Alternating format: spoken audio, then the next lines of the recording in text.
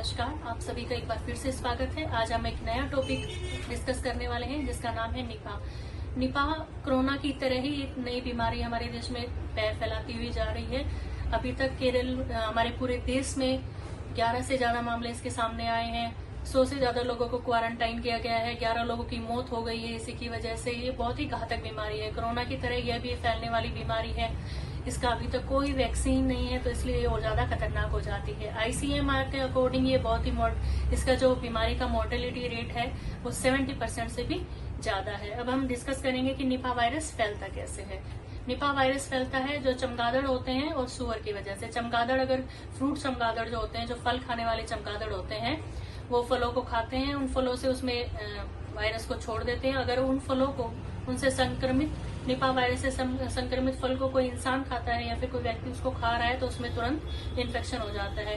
जो Nipah virus का career है या फिर उसको कह सकते हैं रिजर्वेयर है, वो क्या है? बैट और पिग, क्योंकि ये दोनों ही उस निपाह वायरस को कैरी करते हैं। उसके अंदर उसकी जो मल्टीप्लिकेशन होती है, रेप्लिकेंट बनते हैं उसके 2 से 4, 4 से 8 उसके अंदर बढ़ते जाते हैं निपाह वायरस के जो वायरस होते हैं। लेकिन ये उनकी हेल्थ को प्रभावित नहीं करते हैं, ये जो ह्यूमन बीइंग है उसके हेल्थ को प्रभावित करते हैं। इसलिए इसका एकमात्र उपाय है बचाव। अब हम देखते हैं कि निपाह वायरस के क्या क्या सिम्टम है, क्या क्या होता है निपाह वायरस में। इसमें हाई ग्रेड फीवर होगा। इसके जो सिम्टम होते हैं 24 से 48 घंटे में किसी व्यक्ति में दिखाई देने शुरू हो जाते हैं। निपाह वायरस में क्या क्या होगा? हाई ग्रेड फीवर होगा, मोर देन 100 to 103 डिग्री से ज्यादा फीवर है। उसको सांस में दिक्कत आती है, उसको खांसी होती है, थ्रोट में उसको इरिटेशन होगी, गले में खसखसाहट का महसूस होना। कोरोना के अलावा इसमें एक नया सिम्टम जो देखने वाला है वो ये है कि इसमें न्यूरोलॉजिकल इफेक्ट भी देखा गया है। मतलब आदमी का कॉन्शियसनेस लेवल चला जाता है, उसके जो दिमागी तौर से वो प्रभावित होता है। अब हम देखेंगे कि क्या क्या करना चाहिए। हमें अभी तक WHO के अकॉर्डिंग अभी तक इसकी कोई वैक्सीन अभी तक नहीं बनी है, तो इसके लिए हमें बचाव ही सबसे बड़ा इलाज है।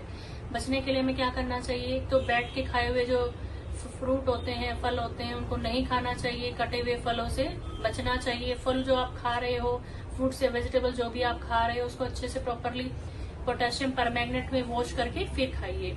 और अगर किसी व्यक्ति में अगर आपको निपाह के लक्षण दिखाई देते हैं तो उससे 10 फीट की दूरी बनाए के रखिए और मास्क का प्रयोग सुचारू रूप से कीजिए।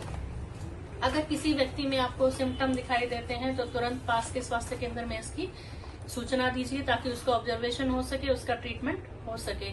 इसमें अब हम बात करेंगे कि निपाह वायरस अगर किसी को हो जाता है तो उसके लिए क्या क्या इलाज है। निपाह वायरस की अभी तक कोई वैक्सीन तो है नहीं, सच कोई पर्टिकुलर ट्रीटमेंट भी नहीं है कि स्पेसिफिक कोई इसकी वैक्सीन या फिर कोई ड्रग है जो इसमें यूज की जाती है। निपाह वायरस में इसका जो इलाज है, उसके जो लक्षण दिखाई देते हैं पेशेंट में, उसी के अकॉर्डिंग इलाज किया जाता है। जैसे अगर पेशेंट को हाई ग्रेड फीवर है तो उसको एंटीबायोटिक देंगे। अगर पेशेंट को खांसी है तो उसको एंटीटूसिव देंगे। अगर पेशेंट को सांस लेने में दिक्कत हो रही है तो उसको ऑक्सीजन सपोर्ट की वजह मास्क लगाएंगे या फिर नेबुलाइजर देंगे, उसको इनहेलर देंगे। अगर न्यूरोलॉजिकल उसको दिखाई देता है, इफेक्ट आ गया है, न्यूरोलॉजिकल प्रभावित हो रहा है पेशेंट, तो किसी अच्छे न्यूरोलॉजी से कंसल्ट करना चाहिए। अगर पेशेंट की कंडीशन और भी ज्यादा सीवियर हो जाती है या फिर कोई आपको आस पड़ोस में दिखाई देता है तो तुरंत आप डॉक्टर को कॉल कीजिए, क्योंकि निपाह वायरस से बचाव ही एकमात्र उपाय है।